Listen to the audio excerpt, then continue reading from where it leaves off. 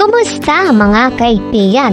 Alam mo ba na ang mga pagpipilian mo para sa almusal ay maaaring malaki ang epekto sa natitirang bahagi ng iyong araw?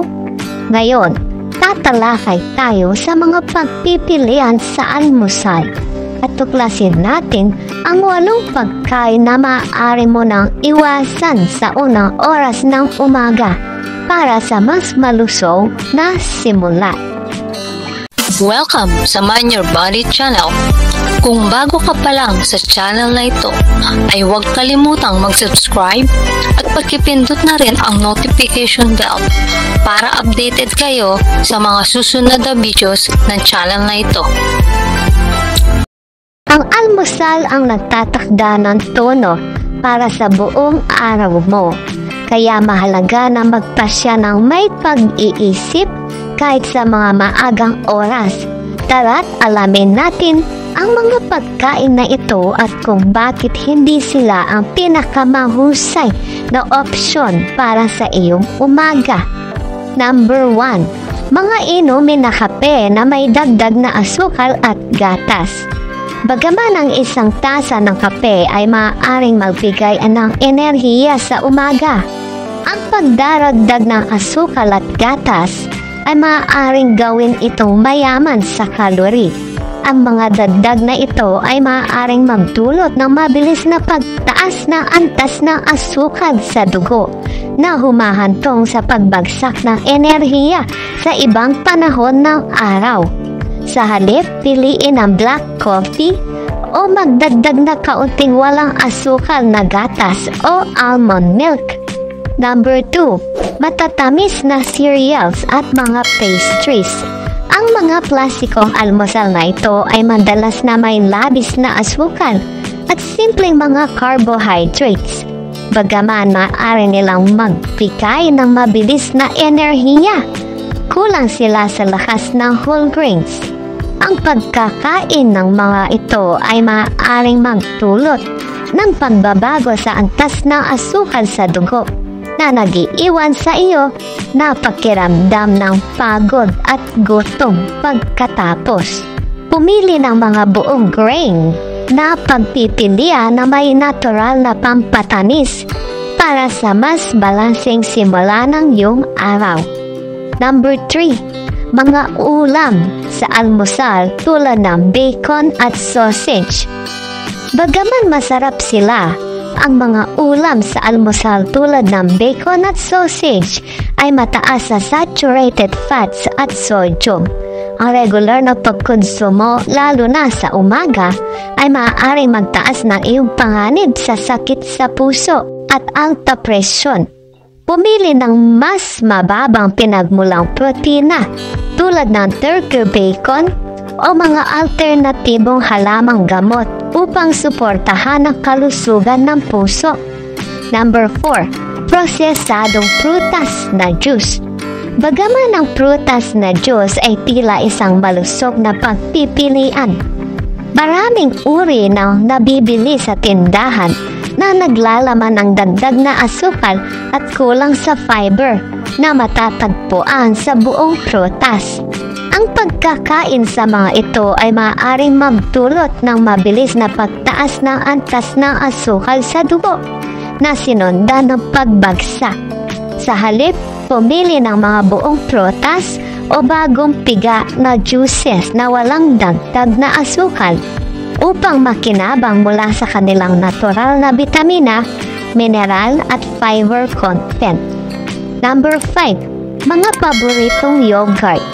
Madalas na naglalaman ang mga paboritong yogurt ng dagdag na asukal, mga artificial na pampalasa at preservatives na nagbubura sa mga benepisyo sa kalusugan ng yogurt.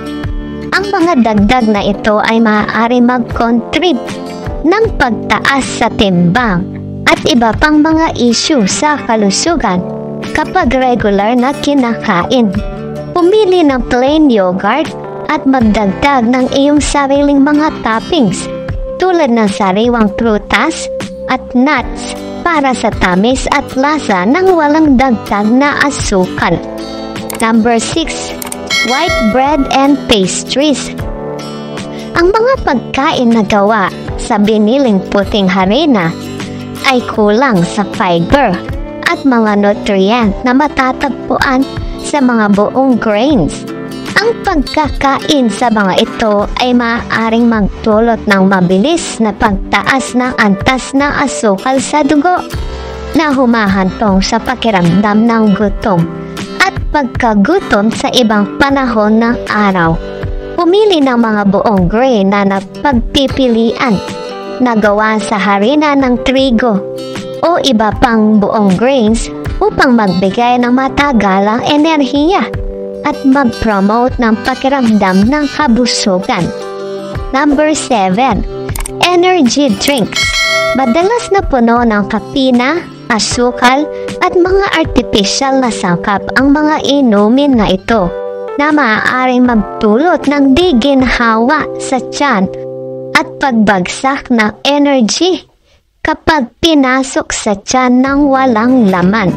Sa halip, pumili ng natural na pinagmulan ng energy tulad ng green tea o matcha na naglalaman ng mga antioxidant at iba pang mga sangkap na pampalusog ng kalusugan nang walang mga dagdag na asukal at mga artificial na sangkap. Number 8. Soda. Ang pagsimula ng iyong araw na may soda ay maaaring makasira sa antas ng asukal sa dugo mo at makatulong sa pagtaas ng timbang at paglabas na resistensya sa insulin sa paglipas ng panahon. Ang mga inuming may asukal na ito ay nagbibigay lamang ng mga walang laman na calorie at walang nutrisyon na halaga. Pumili ng mga hydrating na pagpipilian tulad ng tubig, herbal tea o imbentong tubig na may sariwang prutas at mga halamang gamot upang mapawi ang iyong uhaw at mag-promote ng hydration. Number 9. Alcohol.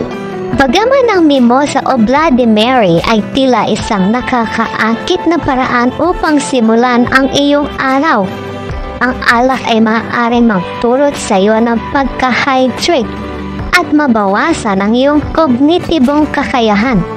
Ang pag-inom ng alak sa umaga ay maaari ring magtakda ng isang panuntunan para sa isang malusog na pag-inom sa buong araw.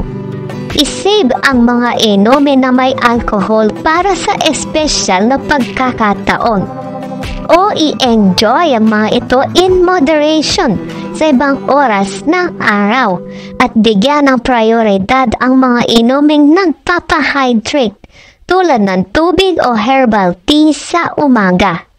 Kaya habang inihahanda mo ang iyong mga almusal sa umaga, tandaan na pumili ng mga pagkain na mayaman sa sustansya. Buong pagkain na magbibigay ng matagalang energy at nutrisyon sa buong araw. Tandaan, ang susi sa mas malusog na buhay ay nasa balansing nutrisyon at maingat na mga desisyon. Mahalaga ang pagkonsulta sa isang profesional sa kalusugan o dietitian para sa personal na payo at karagdagang kaalaman. Huwag kalimutang mag-subscribe para sa higit pang mga tips tungkol sa kalusugan at kagalingan. Hanggang sa susunod na pagkakataon, mag-ingat kayo at manatiling malusog. God bless sa ating lahat.